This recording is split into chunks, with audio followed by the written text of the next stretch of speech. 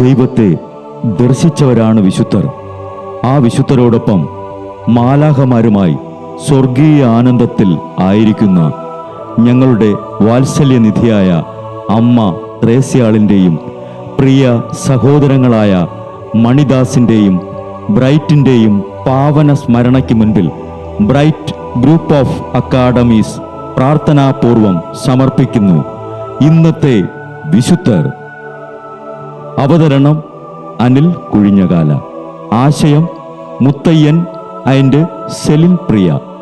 സംവിധാനം സ്റ്റെനി ആൻഡ് സ്റ്റെനിച്ച്. ഇന്നേ ദിവസം തിരുസഭ മാതൃകയായി നൽകിയ വിശുദ്ധരെ അനുകരിച്ച് പ്രാർത്ഥനയോടെ ആ പാത പിന്തുടരുന്ന നിങ്ങൾക്കേവർക്കും കർത്താവിൻ്റെ തിരുമുഖം ദർശിക്കാൻ കഴിയട്ടെ എന്ന പ്രാർത്ഥനയോടെ ഞാൻ നിങ്ങളുടെ സ്വന്തം ജസ്റ്റിൻ. ഇന്ന് ജൂലൈ 16 കർമ്മല മാതാവിൻ്റെ തിരുനാൾ. പാലസ്തീനയിൽ കർമ്മല മലയിൽ ആരംഭിച്ച കർമ്മലീത്ത സഭയ്ക്ക് ഇംഗ്ലണ്ടിലെ ഐൽസ്ഫോർഡ് ആശ്രമത്തിൽ ജീവിച്ചിരുന്ന വിശുദ്ധ സൈമൺ സ്റ്റോക്കായിരുന്നു അന്നത്തെ സുപ്പീരിയർ ജനറൽ.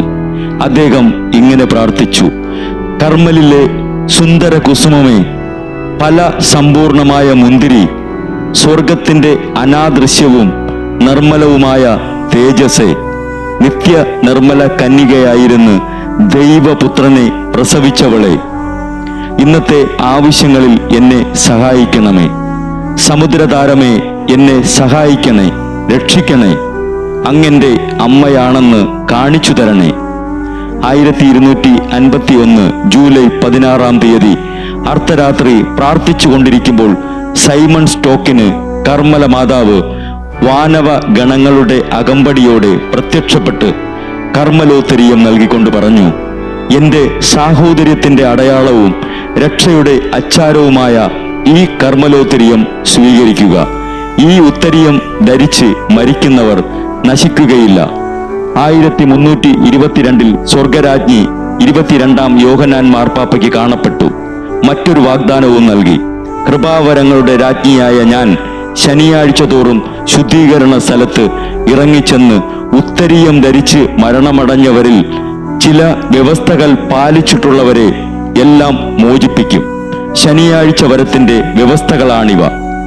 കർമ്മലോത്തരീയം ധരിച്ച് നടക്കുന്ന ഞങ്ങളെ സമുദ്രതാരമായ അമ്മേ, അപകടം ആപത്തുകളിൽ നിന്നും സംരക്ഷിക്കണമേ.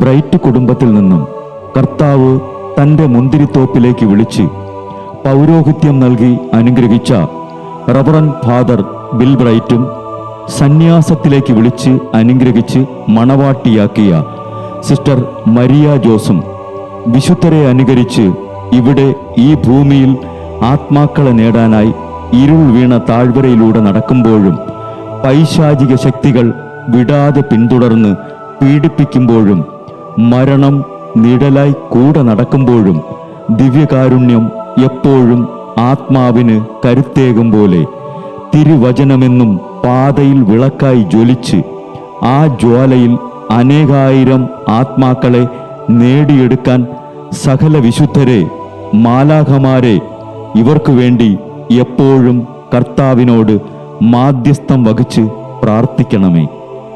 അനുദിന വിശുദ്ധർ നടന്ന വഴിയെ നടക്കുന്ന ഇവർക്ക് പിന്നാലെ കൽപ്പനകൾ പാലിച്ച് കരുത്തോടെ നടക്കുന്ന ഞങ്ങളും ഞങ്ങളുടെ പ്രിയപ്പെട്ടവർക്ക് അരികിലെത്തി നിത്യസൗഭാഗ്യം പങ്കിടാൻ അനുഗ്രഹമരുളണമെന്ന് കർത്താവേ, അങ്ങയോട് ഞങ്ങൾ പ്രാർത്ഥിക്കുന്നു.